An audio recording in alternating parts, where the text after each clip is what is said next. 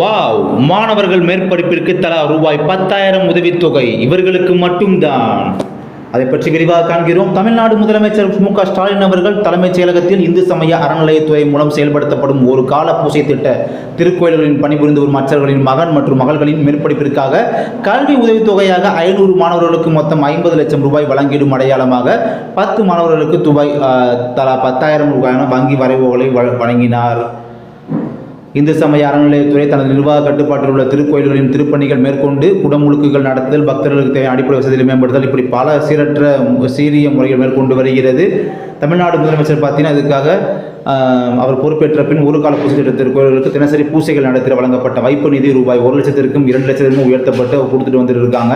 அப்படி இருக்கையில் பார்த்தீங்கன்னா இப்போதைக்கு இந்த நிதியாண்டு இந்து சமய அறநிலையத்துறை மானிய கோரிக்கையில் ஒரு கால பூசை திட்ட திருக்கோயில்களின் பணியாற்றும் அர்ச்சகர்களின் பிள்ளைகள் நலன் கருதி இவ்வாண்டு 500 மாணவர்களுக்கு மேற்படிப்பிற்காக தலா ரூபாய் 10,000 கல்வி உதவித்தொகை வழங்க வேண்டும் என்று அறிவிக்கப்பட்டது.